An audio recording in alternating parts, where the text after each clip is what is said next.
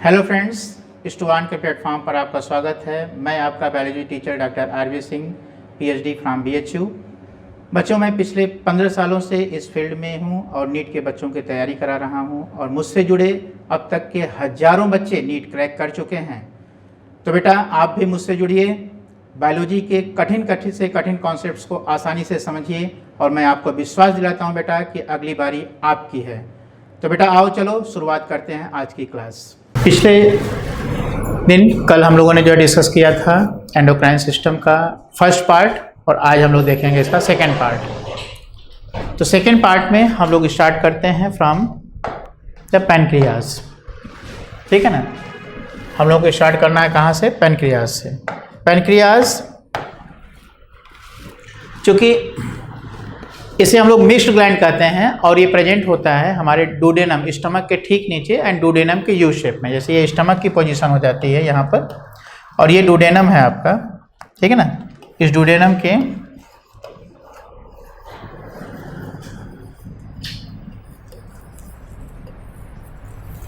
Duodenum में जो है ये प्रेजेंट होता है, डुडेनम के यू शेप में। ठीक है, इस पैनक्रियाज के अगर हम स्ट्रक्चर को देखें तो इसमें एंडोक्राइन और एक्सोक्राइन दोनों पार्ट होते हैं, इसीलिए इसको हम लोग क्या कहते हैं? Mixed gland. मिक्स्ड ग्लैंड क्यों कहते हैं? क्योंकि यह एंडोक्राइन और एक्सोक्राइन दोनों फंक्शन करता है। मीन्स हार्मोन के साथ साथ ये डाइजेस्टिव एंजाइम भी रिलीज करता है। तो हार्मोन और डाइजेस्टिव एंजाइम दोनों रिलीज करने के कारण इसका नाम देते हैं क्या? हम लोग इसे मिक्स्ड ग्लैंड नाम देते हैं। ठीक है, इसका अगर हम एंडोक्राइन पार्ट देखें तो endocrine part is known as islets of Langerhans. Endocrine part को हम लोग क्या कहते हैं बेटा? Islets of Langerhans. इसे हम लोग आइलेट्स ऑफ लैंगरहैंस कहेंगे, जो आप देख सकते हो यहाँ पर। ये एसिनी सेल्स हैं। अगर ये पैनक्रियाज का सेक्शन देखें तो ये एसिनी सेल्स हैं, ये जो कि एक्सोक्राइन नेचर की होती हैं, और ये आइलेट्स ऑफ लैंगरहैंस। ये आइलेट्स ऑफ लैंगरहैंस में 3 तरह की सेल्स पाई जाती हैं वैसे 4 तरह की सेल, लेकिन एंडोक्राइन जो है बेसिकली हम लोगों को 3 सेल्स के विषय में देखना है, alpha, beta and delta sales. ठीक है, तो जिसमें से मेन एंडोक्राइन फंक्शन जो है वह अल्फा और बीटा सेल्स का है, अल्फा एंड बीटा सेल्स का है।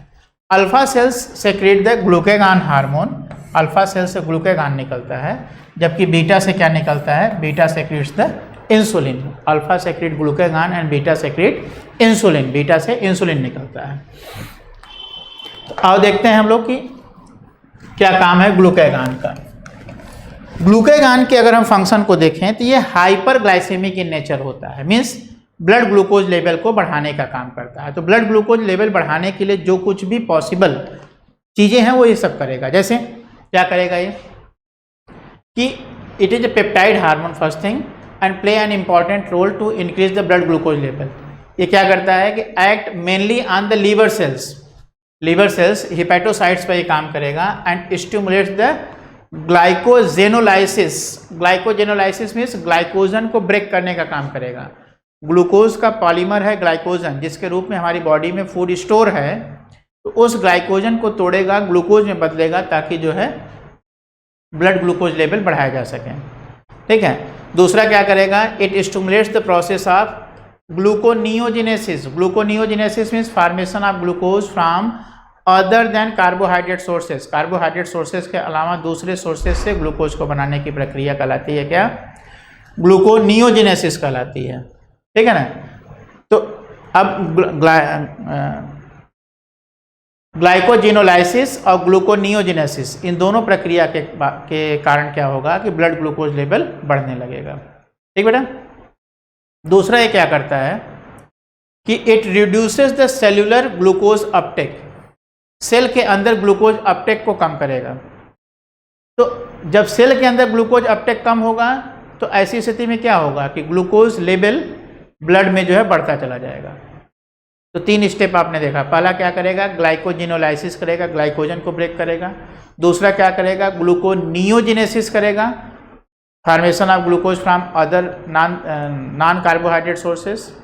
और तीसरा स्टेप में क्या करेगा? तीसरे स्टेप में ये ग्लूकोज के अपटेक को, इंटेस्टाइनल एब्जॉर्प्शन को बढ़ाएगा और सेल्यूलर एब्जॉर्प्शन को घटा देगा। तो जब सेल में ग्लूकोज नहीं जाएगा तो ऐसी स्थिति में क्या होगा? ग्लूकोज लेवल ब्लड में बढ़ना शुरू हो जाएगा।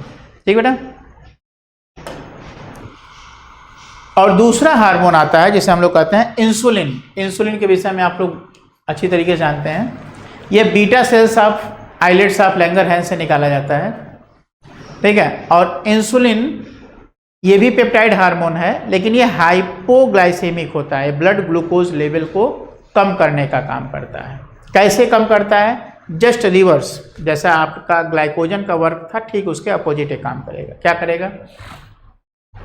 यह हिपैटोसाइट्स पर काम करेगा और एडिपोसाइट्स पर काम करेगा। It acts on hepatocytes and adipocytes. ये इसका एक्शन सेल्स हैं, इसको ध्यान देंगे आप लोग। ये इसका एक्शन सेल्स हैं, इससे हम लोग क्या कहेंगे?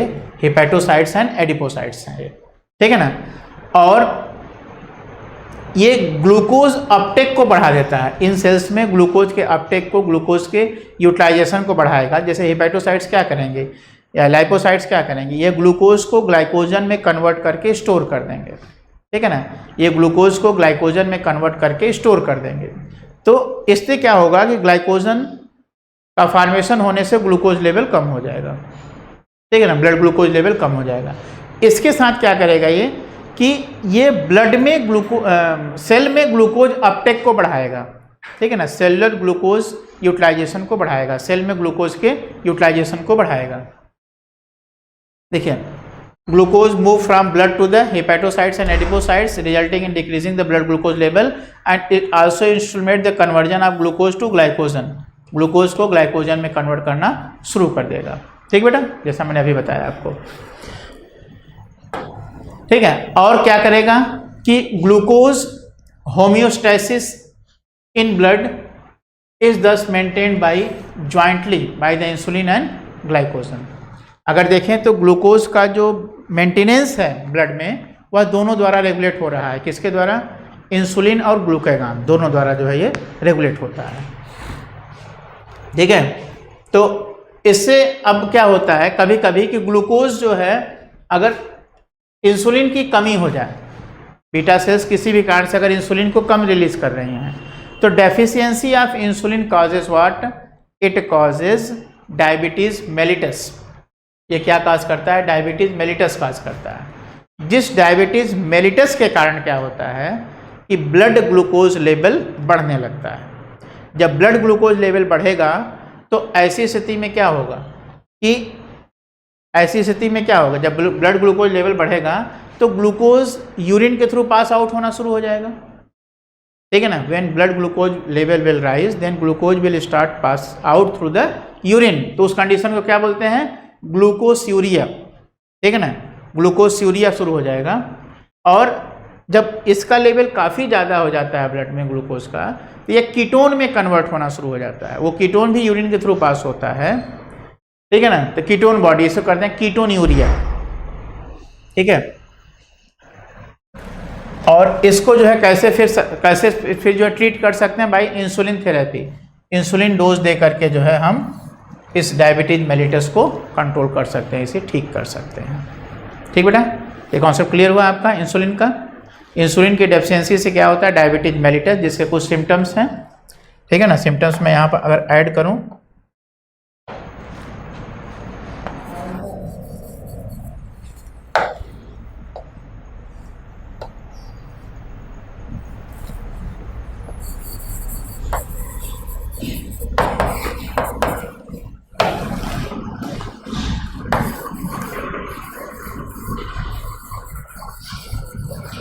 ग्लूकोस्यूरिया,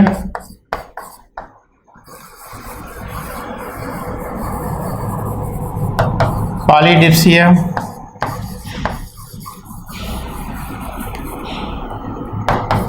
polyuria,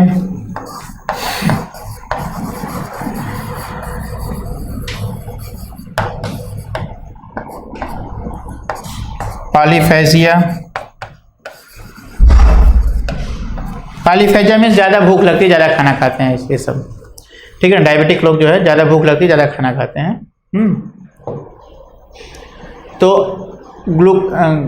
ग्लूकोस्यूरिया means passing of glucose in urine. इसी तरीके से कीटोन यूरिया भी हो जाता है, कीटोन भी प्रेजेंट हो जाता है, जो अभी आपने देखा यहाँ पर कि कीटोन बॉडीज प्रेजेंट होते हैं यूरिन में, ठीक है। तो ग्लूकोस्यूरिया, कीटोन्यूरिया, पॉलीडिप्सिया, प्यास ज़्यादा लगती है, पॉलीयूरिया ज़्यादा यूरिन पास होता है, पॉलीफेजिया ज़्यादा खाना खाते हैं और वेट लॉस हो जाता है फिर भी, ठीक है ना। ये कंडीशन किसकी होती है? डायबिटीज़ की होती है and it can be treated by insulin therapy. Insulin dose दे करके इस बीमारी को हम कंट्रोल कर सकते हैं, ठीक है बेटा। चलो तो आगे बढ़ते हैं हम लोग। आगे है हमारा दूसरा ग्लैंड है टेस्टिस। टेस्टिस क्या है कि अ pair of testis present in the scrotal. Scrotum क्या है? Extra abdominal pouch.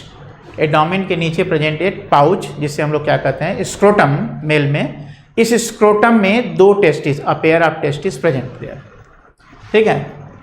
A pair of testis present in the scrotal sac, ठीक है। And testis has dual function. Testis के 2 फंक्शन होते हैं। पहला क्या है? स्पर्म फॉर्मेशन है, प्राइमरी सेक्स ऑर्गन है तो स्पर्म फॉर्मेशन करेगा, और इसके अलावा यह एंड्रोजन हार्मोन बनाएगा इसके एंडोक्राइन पार्ट में। इसका एंडोक्राइन पार्ट क्या होता है? एक्चुअली देखिए, टेस्टिस में 2 चीज़ें आप ध्यान रखिएगा हमेशा। एक होता है सेमनीफेरस टिब्यूल्स और दूसरा होता है लेडिक सेल्स। तो सेमनीफेरस टिब्यूल के अंदर स्पर्म फॉर्मेशन है, और सेमनीफेरस टिब्यूल्स के बीच बीच में जो सेल्स प्रेजेंट होती हैं उन्हें हम लोग कहते हैं लेडिक सेल्स, ठीक है। उन्हें हम लोग क्या कहते हैं? लेडिक सेल्स कहते हैं, ठीक है। इंटरस्टिशियल सेल्स या लेडिक सेल्स, ठीक है। एंड दिस लेडिक सेल्स या इंटरस्टिशियल सेल्स, इनका काम क्या होता है? These produce the androgens. ये इंटरस्टिशियल सेल से क्या निकलता है? कौन सा हार्मोन? एंड्रोजन हार्मोन निकलता है, ठीक है ना। Under the influence of ICSH। ICSH आप याद करिए, मैंने कल बताया था ICSH।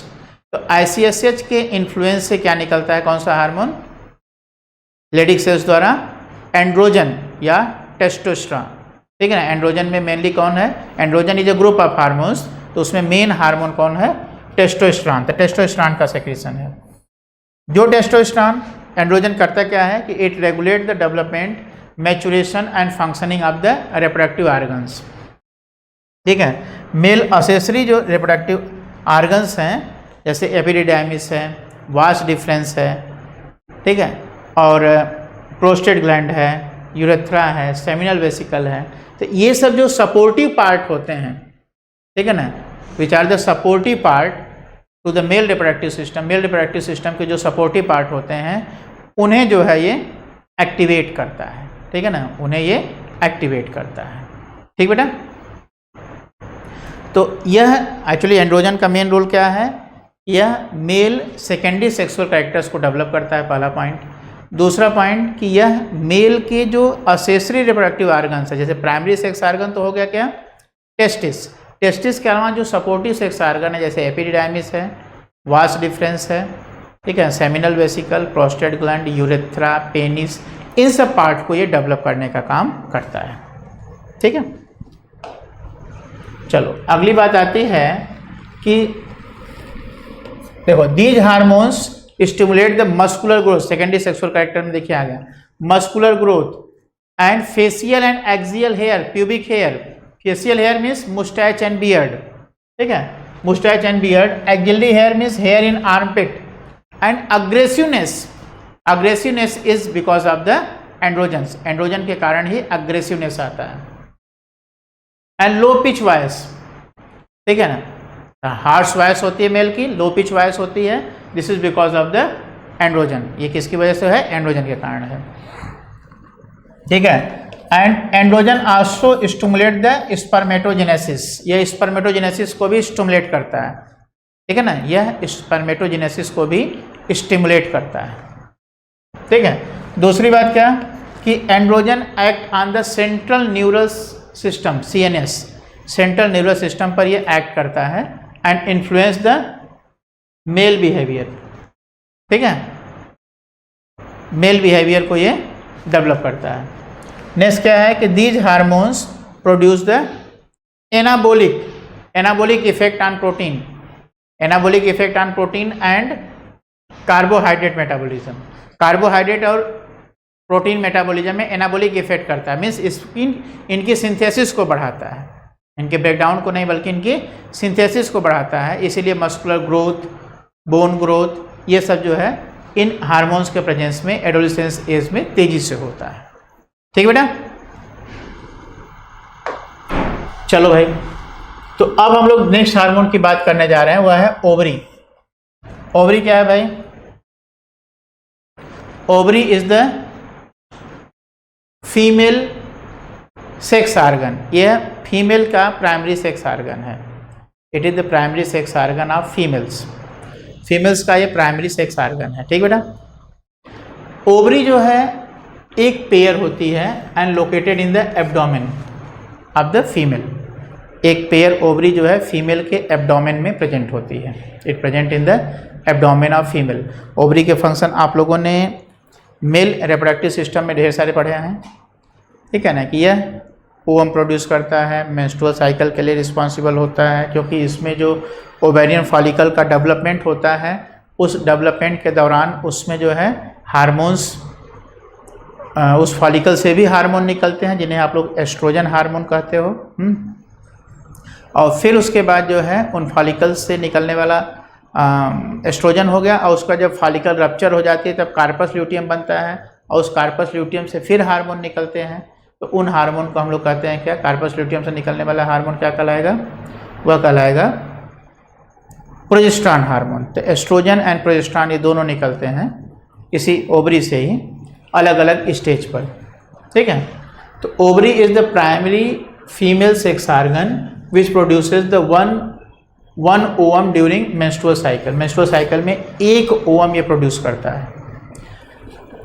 आप लोग जानते होंगे इसको कि फीमेल में oogenesis का प्रोसेस एम्ब्रियोनिक स्टेज से ही शुरू हो जाता है। लगभग 2 मिलियन प्राइमरी oocytes तैयार हो जाती हैं एम्ब्रियोनिक ओवरी में, फीटल ओवरी में ही।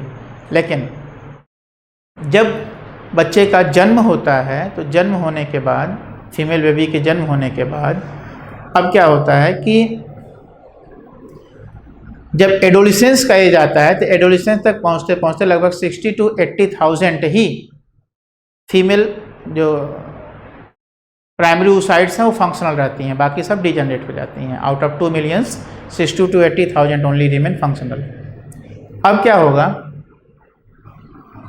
कि अब इसमें से भी कुछ ही जो है मेच्योर हो पाती हैं, और उसमें भी एक टारगेट है कि हर महीने सिर्फ एक ही ओवम रिलीज आउट होगा, यानी एक ही सिर्फ फॉलिकल जो प्राइमरी फॉलिकल है, एक ही प्राइमरी फॉलिकल में जो है सेल डिवीजन का प्रोसेस होगा, मियोसिस होगी, और उससे जो है सेकेंडरी oocyte बनेगा, और साथ ही साथ ग्राफियन फॉलिकल का मैच्योरेशन होगा। अब सेकेंडरी oocyte बनने के दौरान जब ग्राफियन फॉलिकल मैच्योर हो रहा होता है तो उस समय उसकी जो वाल होती है थीका एक्सटर्ना और इंटरना, उससे जो है निकाला जाता है क्या? एस्ट्रोजन हार्मोन निकलता है। ठीक है ना, इसकी जो वाल होती है, जैसे ग्राफियन फॉलिकल हो गया,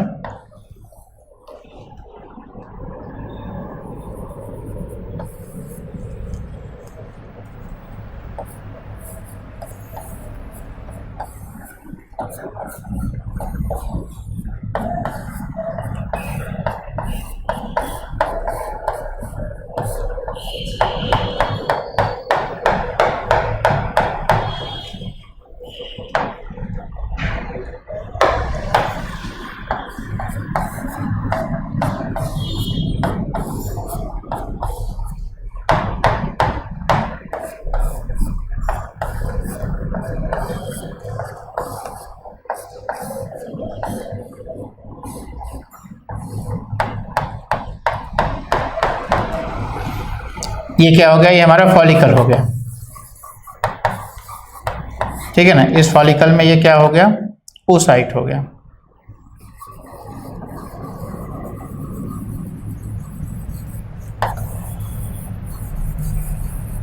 तो इस फॉलिकल से, इस लेयर से क्या निकलेगा? इस लेयर से निकलने वाला जो हार्मोन है उसका नाम क्या है?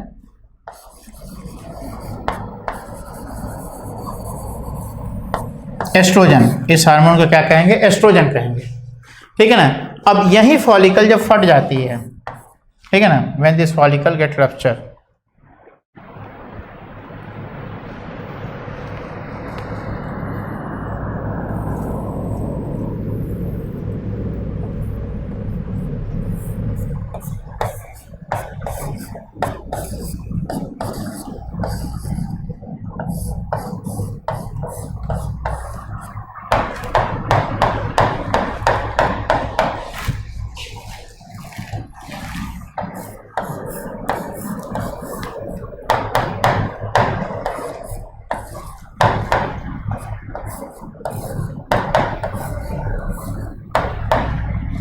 ठीक है ना। आफ्टर रप्चरिंग द फॉलिकल, जब oocyte ये निकल गया, this is secondary oocyte,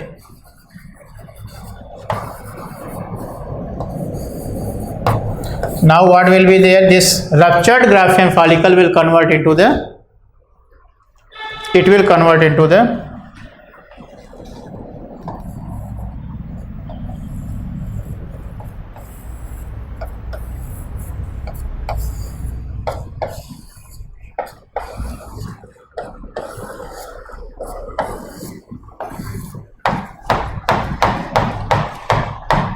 it will convert into the carpus luteum, एक इसमें बदल जाएगा corpus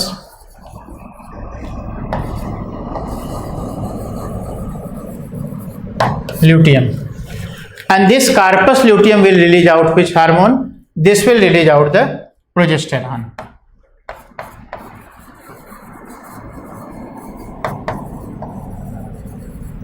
It will release out progesterone, ठीक है। तो यही बात यहां पर लिखा गया कि ovary produces two groups of steroid hormones called the estrogen and progesterone. Estrogen and progesterone, two hormones are release out from here. Estrogen और प्रोजेस्टेरॉन ये दो हार्मोन निकलते हैं। तो एस्ट्रोजन कहां से निकलेगा? Estrogen will release out from the Graafian follicle and या डेवलपिंग फॉलिकल, और उसके बाद जब ये फॉलिकल रप्चर हो जाएगा, रप्चर होने के बाद जब कार्पस ल्यूटियम बनेगा तो कार्पस ल्यूटियम से क्या निकलेगा? प्रोजेस्टेरॉन निकलेगा। Corpus luteum will release out the progesterone hormone. ठीक बेटा, इतना कॉन्सेप्ट बन गया। तो चलिए आगे बढ़ते हैं। आगे देखिए, अब आता है एस्ट्रोजन का रोल। एस्ट्रोजन का क्या रोल होता है? तो जैसा रोल एंड्रोजन का होता है इन मेल में एंड्रोजन क्या कर रहा है कि वह male secondary sexual character develop करा रहा है, उसी तरीके से फीमेल में एस्ट्रोजन क्या करेगा? यह female secondary sexual character develop कराएगा। Female secondary sexual character develop कराएगा। तो इसमें क्या है? Estrogen is synthesized and secreted mainly by the growing ovarian follicles. Growing follicle जो मैंने अभी आपको दिखाया, ठीक है ना, from developing to the Graafian, ये क्या निकलेगा? एस्ट्रोजन सेक्रेट करेगा ये, ठीक है ना। Under influence of what? Under influence of FSH। ये क्वेश्चन बन सकता है कि under which influence this estrogen is secreted out from the this follicles. तो फॉलिकल्स से एस्ट्रोजन कब निकलता है? अंडर इन्फ्लुएंस ऑफ FSH। FSH के इन्फ्लुएंस में, FSH means follicle stimulating hormone के इन्फ्लुएंस में, FSH के इन्फ्लुएंस में जो है ये क्या निकलेगा? एस्ट्रोजन निकलेगा। ठीक है बेटा। दूसरा अब क्या होगा कि एस्ट्रोजन क्या करेगा भाई कि वाइडर रेंज एक्शन इसका है। पहला क्या है कि stimulate the growth and activity of female secondary sexual characters. Female secondary sexual character को डेवलप कराएगा, ठीक है ना। जैसे development of axillary hair, development of breast, deposition of fat in the hip region, starting of menstrual cycle. These are what? These are the female secondary sexual characters. और ये characters कौन develop करेगा? Oestrogen कराएगा, ठीक है। उसके बाद आता है कि development of growing ovarian follicles. Growing ovarian follicles को डेवलप करेगा और डेवलप कराएगा। दूसरा क्या करेगा कि appearance of female secondary sexual character like the high pitch voice. High pitch voice जो कि कैरेक्टरिस्टिक है फीमेल सेकेंडरी सेक्सुअल कैरेक्टर का, वो डेवलप कराएगा, ठीक है ना। मेमोरी ग्लैंड डेवलपमेंट जो मैंने भाई आपको बताया है। And regulate the menstrual cycle. Female sex behaviour means menstrual cycle, इसको रेगुलेट करने का काम करेगा, ठीक बेटा। और यहीं पर ये तो रहा एस्ट्रोजन के फंक्शंस। तो एस्ट्रोजन का फंक्शन क्या है? ये मेन इसका रोल होता है रिप्रोडक्टिव पार्ट पर और बॉडी पार्ट्स पर, ठीक है। तो जिसमें ये female secondary sexual character develop कराने का काम करेगा, ठीक है ना। अच्छा चलो आगे बढ़ते हैं। अगर हम प्रोजेस्टेरॉन की बात करें, प्रोजेस्टेरॉन क्या करता है? तो progesterone secreted by the corpus luteum under influence of LH, luteinizing hormone. Under influence of LH, जिसे हम लोग क्या कहते हैं? Luteinizing hormone.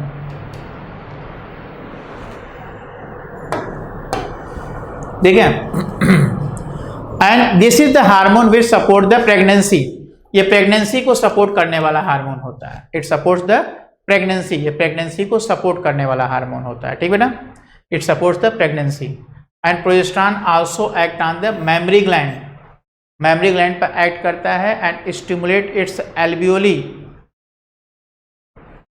And make them ready for the milk synthesis, ठीक है ना। तो प्रोजेस्टेरॉन मेमरी ग्लैंड पर भी एक्ट करेगा, उनके फॉलिकल्स को जो है, उनकी जो मेमरी ग्लैंड में जो एल्वियोली होती हैं जहाँ पर मिल्क सिंथेसिस होती है, उन्हें स्टिमुलेट करेगा एंड इंसिस्ट करेगा for the synthesis of milk under influence of prolactin hormone. Prolactin के प्रेजेंस में मिल्क सिंथेसिस करेगा, लेकिन उनके ग्रोथ एंड डेवलपमेंट का भी काम कौन करता है, ये प्रोजेस्टेरॉन ही करेगा, ठीक बेटा।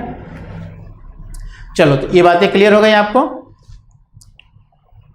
ये क्या करता है कि प्रेगनेंसी के दौरान प्लेसेंटा के इस्टेब्लिशमेंट में इसका रोल होता है। प्रोजेस्टेरॉन की वजह से ही प्लेसेंटा जो है फिक्स होता है। प्लेसेंटा फॉर्मेशन में एंडोमेट्रियम की लाइनिंग प्रोजेस्टेरॉन के कारण होती है, इसीलिए कहते हैं कि this is the pregnancy hormone, it is responsible to maintain the pregnancy. ये प्रेगनेंसी को मेंटेन करने के लिए ज़रूरी होता है। क्यों? क्योंकि ये एंडोमेट्रियम की फोल्डिंग को मेंटेन करने के लिए ज़रूरी होता है, ठीक बेटा। चलो आगे बढ़ते हैं। अब अगर हम बात करें hormones of kidney, GIT, gastrointestinal tract and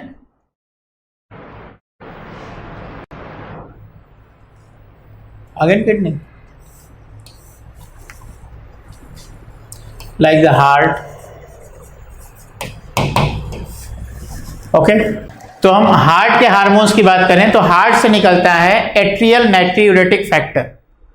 heart से क्या निकलता है? एट्रियल नाइट्रियूरेटिक फैक्टर, ANF, जिसे हम लोग क्या कहते हैं, ANF। तो ANF का रोल क्या होता है? जब ब्लड प्रेशर बढ़ता है, जब ब्लड प्रेशर बढ़ता है तो हार्ट से जो हार्मोन निकलता है उसका नाम है ANF, एट्रियल नाइट्रियूरेटिक फैक्टर। जो क्या करता है, जो ANF क्या करता है कि it decreases the blood pressure, या ब्लड प्रेशर को रिड्यूस करता है, ब्लड प्रेशर को डिक्रीज करता है। कैसे?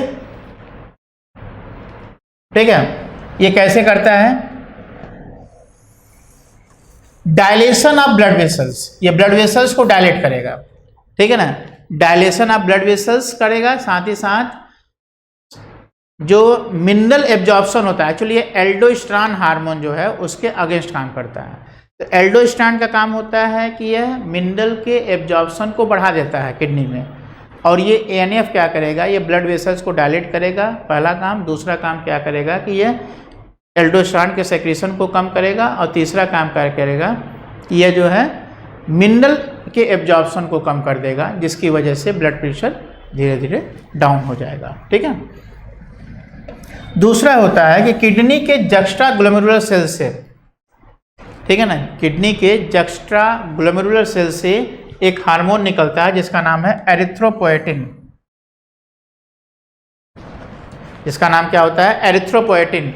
ये एरिथ्रोपोएटिन बोन मैरो में जाकर के, एरिथ्रोपोएटिन क्या करेगा? बोन मैरो में जाकर के वहां पर RBC के सिंथेसिस को बढ़ाएगा, ठीक है ना। It increases RBC synthesis in bone marrow, bone marrow में RBC के सिंथेसिस को बढ़ा देता है। दूसरा है गैस्ट्रो इंटेस्टाइनल ट्रैक्ट, GIT।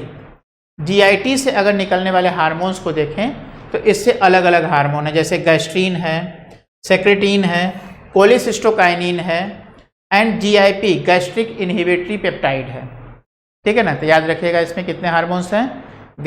ये GIT से निकलने वाले कितने हार्मोन्स हैं? जैसे गैस्ट्रीन है, सेक्रेटिन है, और कोलिसिस्टोकाइनिन है, एंड गैस्ट्रिक इनहिबिटरी पेप्टाइड है, ठीक बेटा।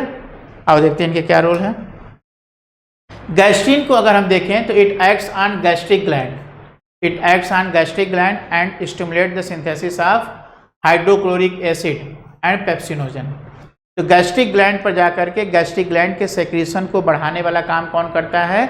गैस्ट्रीन हार्मोन करता है। गैस्ट्रीन हार्मोन क्या करेगा? ये गैस्ट्रिक ग्लैंड पर जाकर के वहाँ से उसके सेक्रेशंस को बढ़ा देगा, ठीक बेटा। तो उसके सेक्रेशन में क्या है? HCl है, पेप्सिनोजन है, ठीक है, तो उनको जो है ये बढ़ा देगा।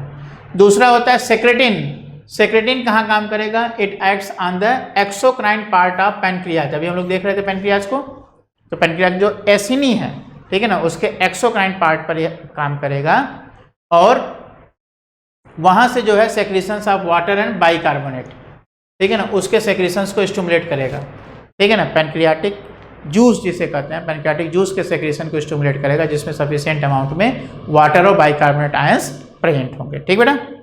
नेक्स्ट आता है कोलिसिस्टोकाइनिन, जिसे हम लोग शॉर्ट में कहते हैं CCK। कोलिसिस्टोकाइनिन क्या करता है? कोलिसिस्टोकाइनिन ये एक्ट करता है गाल ब्लैडर पर, ठीक है ना। It acts on gall bladder and it acts on both pancreas and gall bladder, ठीक है ना। तो पैनक्रियाज पर किस, पैनक्रियाज को स्टिमुलेट करेगा फॉर व्हाट?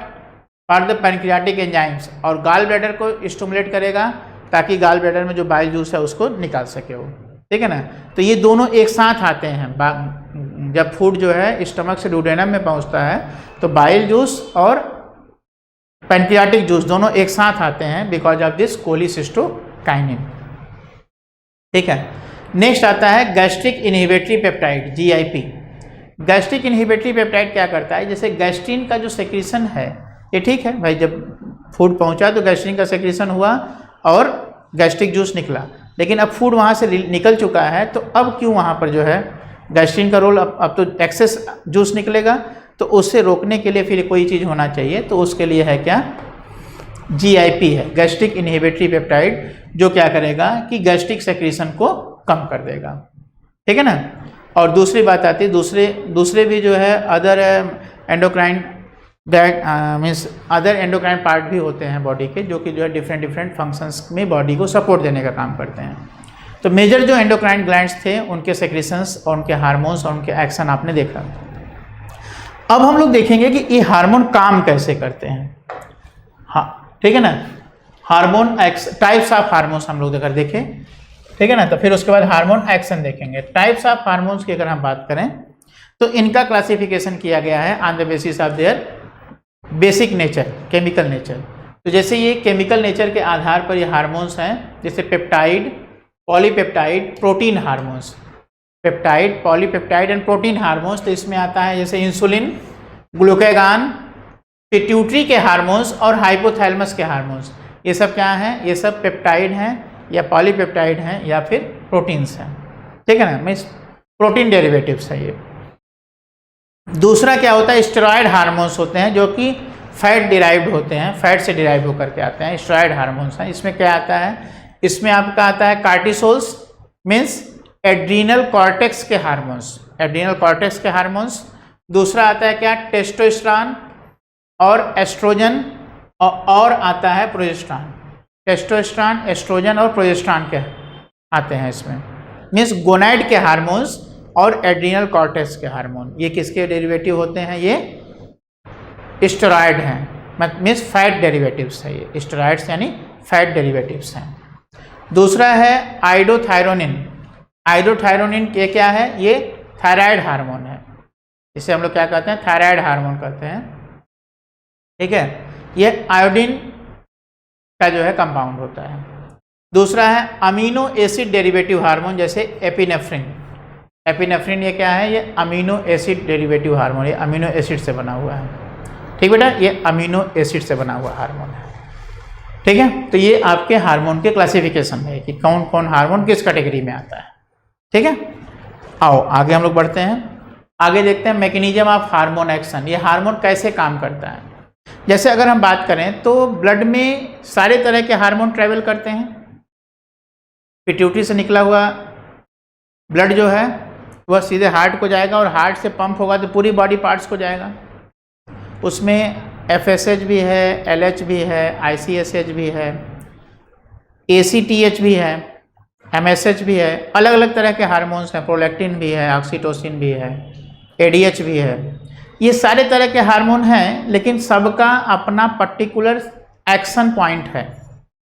कोई भी हार्मोन कहीं भी काम नहीं कर सकता। जैसे अगर हम कहें तो FSH जो है वह टेस्टिस एंड ओवरी पर काम करेगा, न कि थायराइड पर, और TSH उसी तरीके से सिर्फ थायराइड पर काम करेगा, न कि अदर बॉडी पार्ट्स पर।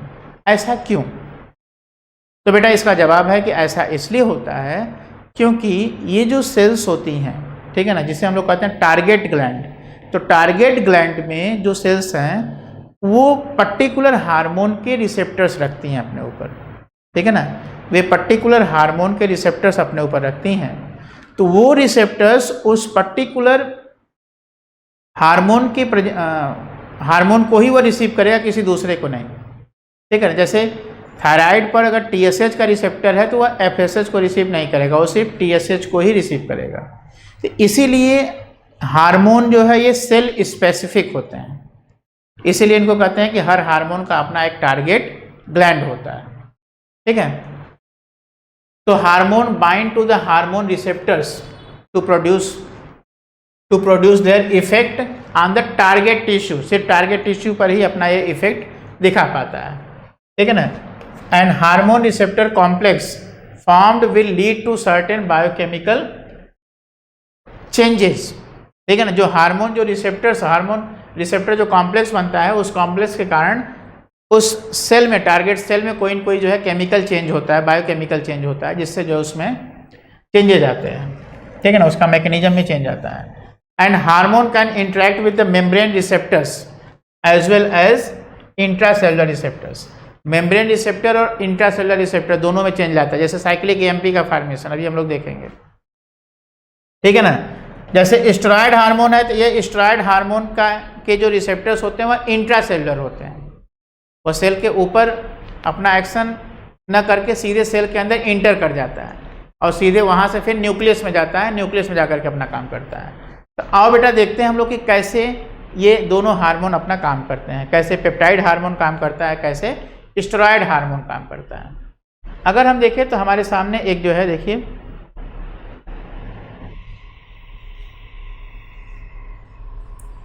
ये एक है,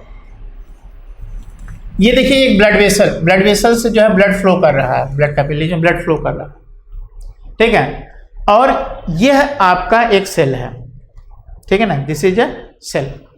तो ब्लड से फिल्टर होकर के, ब्लड कैपिलरी से फिल्टर होकर के ये हार्मोन बाहर आया, ये हार्मोन है वाटर सॉल्युबल हार्मोन, ये हार्मोन बाहर आया।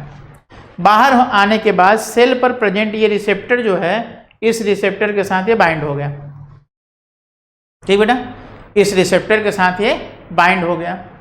तो ये सेल मेम्ब्रेन रिसेप्टर के साथ जाकर के हार्मोन बाइंड हो गया।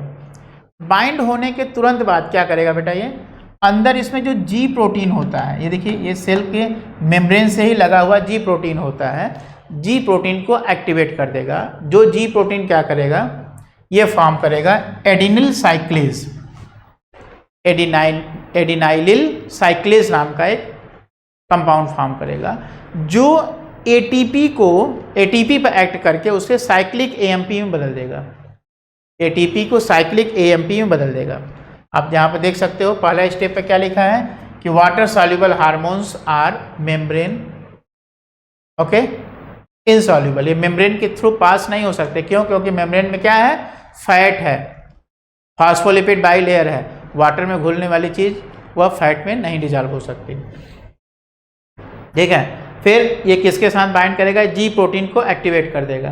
तीसरे स्टेप पे क्या करेगा, एक्टिवेट द एडिनाइलिल साइक्लेज को एक्टिवेट करेगा। अब एडिनाइलिल साइक्लेज क्या करेगा कि एटीपी को साइक्लिक एएमपी में कन्वर्ट कर देगा। साइक्लिक एएमपी हमारा क्या होता है बेटा, ये सेकेंड मैसेंजर होता है। इस बात पर क्वेश्चन बनता है, ये सेकेंड मैसेंजर है, सेकेंडरी मैसेंजर है, secondary messenger of hormone action, ठीक है ना, हार्मोन पाथवे का सेकेंडरी मैसेंजर है। अब ये सेकेंडरी मैसेंजर ये साइक्लिक एएमपी जाएगा कहाँ पर काम करेगा, प्रोटीन काइनेज पर, प्रोटीन काइनेज पर काम करके उस प्रोटीन काइनेज को एक्टिवेट कर देगा। जो प्रोटीन काइनेज इनएक्टिव फॉर्म में प्रेजेंट है उसे एक्टिवेट कर देगा। स्टेप को ध्यान देना बेटा, ठीक है ना, प्रोटीन काइनेज को यह एक्टिवेट कर देगा। अब प्रोटीन काइनेज क्या करेगा, एक्टिवेटेड प्रोटीन काइनेज क्या करेगा कि ये phosphorylate proteins in the cytoplasm, ठीक है ना, ये प्रोटीन को जो है फास्फोराइलेट करेगा, protein in cytoplasm, and this activates this protein allowing them to involve in the या alter the cell activities। तो ये फास्फोराइलेट कर देगा प्रोटीन को। तो अब जैसे इसमें अब ये एटीपी पे एक्शन करेगा, एक्टिवेटेड प्रोटीन काइनेज एटीपी पे एक्ट करके इसमें से फास्फेट निकालेगा। जो फास्फेट जाकर के प्रोटीन के साथ अटैच हो जाएगा। जब ये प्रोटीन जब फास्फोराइलेट हो जाएगा तो अब जो है ये फास्फोराइलेटेड प्रोटीन यह सेल में होने वाले मेटाबॉलिक एक्टिविटीज़ में चेंजेस लाएगा। तो बेटा आपने क्या देखा कि यह है हमारा एक पेप्टाइड हार्मोन जो कि सेल के अंदर नहीं घुसा, बिना सेल के अंदर घुसे बाहर ही अटैच कंडीशन में ही उसने अपना काम कर लिया। जैसे एफएसएच जैसे काम करता है, एफएसएच जैसा जो है ये गया। एफएसएच सपोज करिए यहाँ पर आया, ओवेरियन फॉलिकल पर आया, उसने जो है जी प्रोटीन को एक्टिवेट किया जिससे साइक्लिक एएमपी बना। साइक्लिक एएमपी से फिर जो है क्या बन जाएगा, एक्टिवेट होगा, एक्टिवेटेड प्रोटीन काइनेज बनेगा। एक्टिवेटेड प्रोटीन काइनेज फिर जो है वो फास्फोराइलेशन कर देगा प्रोटीन का, जिससे जो है फॉलिकल ग्रोथ होने लगेगा। ठीक बेटा, इतना कॉन्सेप्ट बना आपका। तो चलो आगे हम लोग देखते हैं। अगला है हमारा, नेक्स्ट होगा कि स्टेरॉयड हार्मोन कैसे काम करता है। देखिए यहाँ पर लिखा है ना कि hormone receptors present on the cell membrane of target cell are called as the membrane bound receptors, and hormone which interact with the membrane bound receptors normally do not enter the target cells but generate the secondary messenger like the cyclic AMP, ठीक है, and which in turn regulate the cellular metabolism। ठीक है ना, इतना concept clear हुआ आपका। चलो आगे हम लोग बढ़ते हैं बेटा। आगे हमारे सामने है ये स्टेरॉयड हार्मोन का एक्शन। स्टेरॉयड हार्मोन कैसे काम करता है। स्टेरॉयड हार्मोन वो सीधे सेल के अंदर इंटर कर जाता है, जैसा आप यहाँ पे देख पा रहे हो। यह ब्लड में स्टेरॉयड हार्मोन फ्लो कर रहा है, यहाँ से निकला और सीधे कहाँ आया, सेल सरफेस पर आया। और सेल सरफेस पर ये तो रिसेप्टर है और यहाँ से सीधे जो है ये इंटर कर गया। ठीक है ना, और साइटोप्लाज्म में आया। साइटोप्लाज्म में इसका अपना एक रिसेप्टर है। ठीक है ना, यहाँ से जो है आ सकता है या सीधे जो है न्यूक्लियस में एंट्री कर सकता है ये, और न्यूक्लियस के अंदर इसका रिसेप्टर होता है। ठीक है ना, ये दोनों माध्यम से, चाहे वह सेल के रिसेप्टर के साथ एंट्री करें साइटोप्लाज्म के, चाहे वह न्यूक्लियस के रिसेप्टर के साथ बाइंड हो जाए। और फाइनली ये जो है ये हार्मोन रिसेप्टर्स के साथ मिल करके कहाँ जाएगा, डीएनए के साथ बाइंड हो जाएगा। आप जानते हो बेटा कि डीएनए क्या बनाता है, प्रोटीन बनाता है। प्रोटीन से एंजाइम बनते हैं और एंजाइम जो है बायोकेमिकल रिएक्शन को एक्टिवेट करते हैं, कराते हैं। तो देखो बेटा यहाँ पे क्या हुआ कि यहाँ पर जो है डीएनए पर जाकर के ये हार्मोन सीधे अपना एक्शन दिखाया। अब डीएनए से क्या करेगा, अब उस जीन को एक्टिवेट करेगा जिसकी इसे ज़रूरत है। तो अब उस जीन को एक्टिवेट करके अपने हिसाब का आरएनए बनवाएगा। वो आरएनए न्यूक्लियस से निकल करके कहाँ आएंगे, साइटोप्लाज्म में। साइटोप्लाज्म में आने के बाद अब वो आरएनए कहाँ जाएंगे, एंडोप्लाज्मिक रेटिकुलम पर जाएंगे, रफ एंडोप्लाज्मिक रेटिकुलम पर, और वहाँ पर जाकर के प्रोटीन सिंथेसिस कराएंगे बेटा। अब ये प्रोटीन बनेंगे और ये प्रोटीन से ही क्या बन जाएगा, फिर एंजाइम बन जाएगा। तो यही एंजाइम ही तो बनाना था अपने हिसाब का। जब अपने तरह का एंजाइम बना तो उसी हिसाब का जैसा एंजाइम होगा वैसा ही बायोकेमिकल रिएक्शन में पार्टिसिपेट करेगा वो, और जैसा बायोकेमिकल रिएक्शन में पार्टिसिपेट करेगा उसी तरीके का प्रोडक्ट, उसी तरीके का एक्शन। तो इस तरीके से क्या देखा बेटा आपने ये देखा कि स्टेरॉयड हार्मोन सीधे सेल के अंदर इंटर कर जाते हैं, क्योंकि मेम्ब्रेन पर उनको रोकने वाला कोई नहीं है, क्योंकि वो खुद फैट हैं और उस वैसे ही फैट से बना हुआ मेम्ब्रेन है। ठीक है, और इसके बाद ये अंदर घुसने के बाद या तो ये साइटोप्लाज्मिक रिसेप्टर से बाइंड करेंगे या न्यूक्लियस में सीधे जाकर के न्यूक्लियर रिसेप्टर के साथ बाइंड करेंगे। बाइंड करके क्या बनाएंगे, हार्मोन रिसेप्टर कॉम्प्लेक्स। ये हार्मोन रिसेप्टर कॉम्प्लेक्स सीधे जाकर के डीएनए को एक्टिवेट करेगा, डीएनए के उस पर्टिकुलर जीन को एक्टिवेट करेगा जिसके एंजाइम की ज़रूरत है। अब वह जीन क्या बनाएगा, एमआरएनए बनाएगा, जिस एमआरएनए से फिर प्रोटीन बनेगा, और वो प्रोटीन जो है एंजाइम बनाएंगे, जो एंजाइम जो है बायोकेमिकल रिएक्शन में पार्टिसिपेट करना शुरू कर देंगे। ठीक है बेटा, इतना कॉन्सेप्ट क्लियर हुआ आपका। चलो बेटा आगे हम लोग बढ़ते हैं और अब हम लोग देखेंगे कि कितना आपने सीखा। ठीक है ना, क्योंकि कुछ मेरे पास क्वेश्चंस हैं जिन क्वेश्चंस के माध्यम से हम लोग ये देखेंगे कि how much we have learn in this lesson what I have discussed today. Okay, तो लेट अस सी बेटा। ठीक है, उससे पहले ये देख लीजिए, इसमें एक छोटा सा जो है इसका ब्रीफ कि hormone receptors present inside the cell, ठीक है, या present in the nucleus, and hormone which interact with the intracellular receptors like the steroid hormones या आइडोथायरोनिन्स mostly regulate the gene expression, they mostly regulate the gene expression, ठीक है ना, by binding with them, उसके साथ gene के साथ bind होकर के उसके एक्सप्रेशन को रेगुलेट करेंगे। And cumulative biochemical action result in the physiological and developmental effect, physiological and developmental effect cause करेगा ये, ठीक है। तो भाई जब प्रोटीन जो है चेंज होगी, ठीक है ना, चेंज जब प्रोटीन बनेगी तो प्रोटीन से एंजाइम भी बनेंगे, तो एंजाइम के हिसाब से जो है फिर बायोकेमिकल रिएक्शंस होंगे, ठीक है बेटा। तो ये बात आप ध्यान रखोगे। चलो अब हम लोग आगे देखते हैं, क्वेश्चंस कुछ हैं हमारे पास, ठीक है। ये वही चीज़ें हैं जो मैंने अभी आपको बताया कि बायोकेमिकल रिएक्शंस के लिए जो है वो सबसे पहले जो एंजाइम बनाना है उसके अकॉर्डिंग जो है वो बाइंड करेगा सबस्ट्रेट जीन से और अपने हिसाब का जो है वो प्रोटीन निकालेगा। चलो तो पहला क्वेश्चन हमारे सामने है ये कि which of the following is a mineralocorticoid. कल मैंने आपको बताया था कि which one of the following is a मिनरलोकार्टिकॉइड।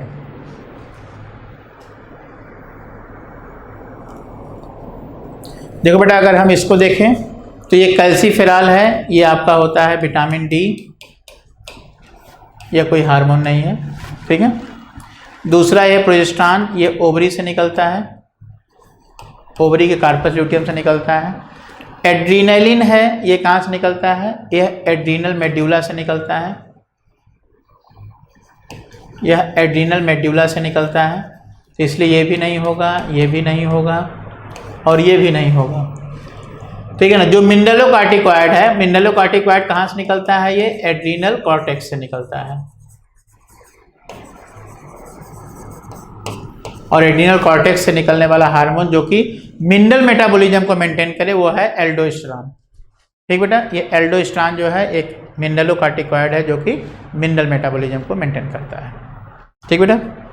चलो अगला हमारे सामने आता है कि which hormone interact with the membrane bound receptors and does not normally enter the target cell. Target cell के अंदर नहीं घुसता है, सिर्फ रिसेप्टर से बाउंड होकर रह जाता है।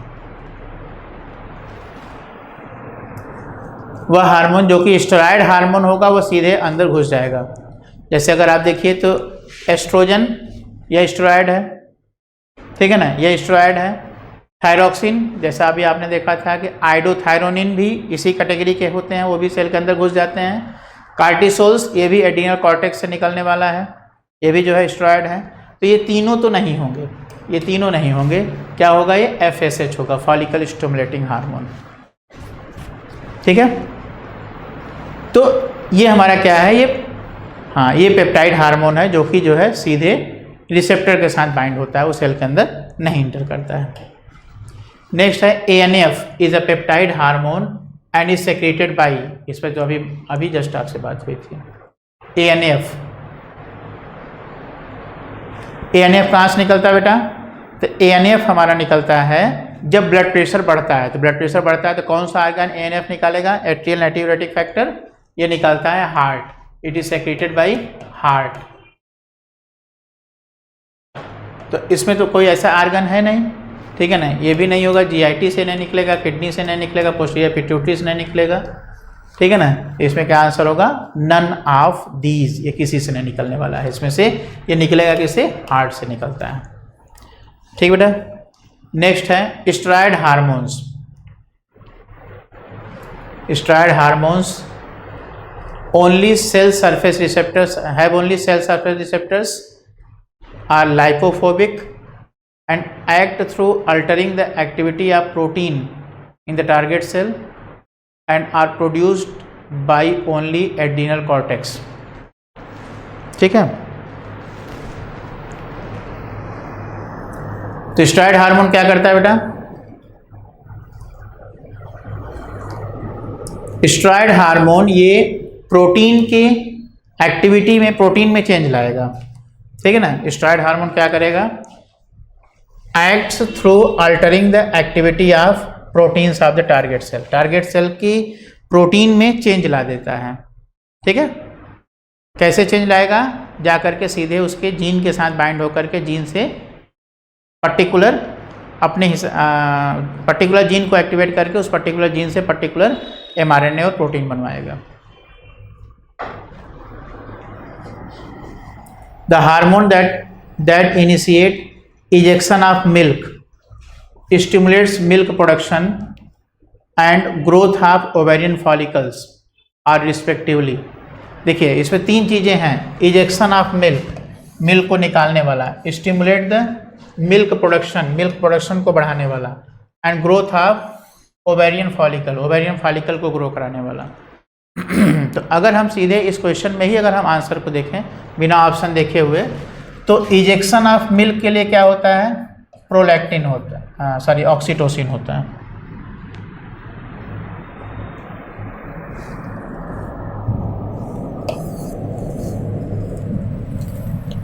इजेक्शन ऑफ मिल्क के लिए क्या है, ऑक्सीटोसिन है, ठीक है ना। Stimulate the milk production, prolactin है,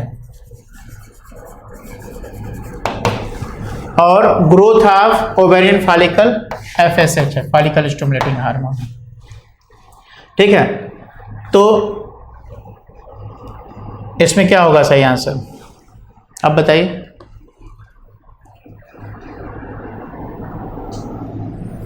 जल्दी बताइए।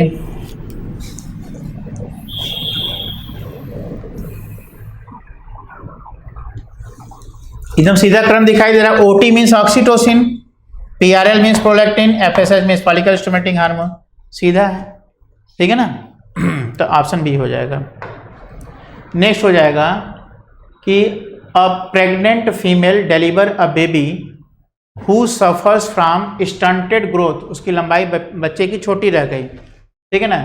मेंटल रिटार्डेशन, मेंटली अच्छा नहीं है, लो IQ का है, ठीक है ना। एंड एबनॉर्मल स्किन भी एबनॉर्मल है, ऐसा उसे क्यों हुआ, ठीक है ना। उस बेबी को ऐसा क्यों हुआ, ठीक है ना। उस मदर को ऐसा, मदर के साथ ऐसा क्या था कि उस बेबी को ऐसा हुआ। चलिए देख के बताइए जल्दी से।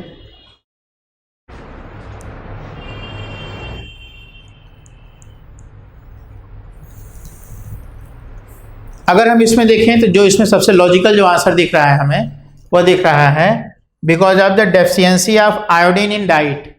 Deficiency of iodine in diet will result the hypothyroidism.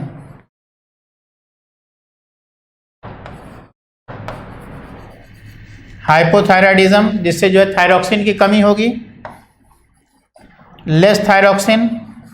जब थायरॉक्सिन की कमी हो जाएगी तो ऐसी स्थिति में क्या होगा कि जब बच्चे में थायरॉक्सिन की कमी, जब जो है मदर बॉडी में जब थायरॉक्सिन की कमी होगी तो बेबी का ग्रोथ एंड डेवलपमेंट प्रॉपर नहीं होगा, ठीक है ना। वह मेंटली रिटार्डेड हो जाएगा, स्टंटेड ग्रोथ हो जाएगा। मैंने कहा था ना, याद करिएगा कि ये pituitary dwarf and thyroid dwarf में से कौन सा डॉर्फ हम लोग सर्कस के लिए लेते हैं, तो सर्कस के लिए हम लोग कौन सा लेते हैं, पिट्यूटरी डॉर्फ लेते हैं, क्योंकि थायराइड डॉर्फ जो है वह इंटेलिजेंस उनमें नहीं होता है, वह बॉडी से बहुत अच्छे भी मतलब बॉडी भी उनकी बहुत स्ट्रांग नहीं होती है। स्टैंडर्ड के साथ साथ वो मेंटली रिटार्डेड भी होते हैं, ठीक है, और मेटाबॉलिज्म भी इनका स्लो होता है। तो यह रीजन होता है इसका, ठीक है। तो ये आंसर हमारा कौन सा सही होगा, डी वाला, deficiency of iodine in diet. तो बेटा इस तरीके से आप लोगों ने देखा कि हम लोगों ने इस चैप्टर का एक कंप्लीट रिवीजन प्लान किया, अच्छे से आप लोगों को हर एक पॉइंट्स को रिवाइज किया गया, और साथ ही साथ इससे जो है कुछ रिलेटेड क्वेश्चंस भी हम लोगों ने किए। I hope you all have enjoyed this revision class. तो फिर मिलते हैं एक नए चैप्टर के साथ नए क्लास में। Okay, thank you, have a nice day. On IS2ON study is always on. Concepts के बेहतर रियलाइजेशन के लिए IS2ON पर बने रहिए।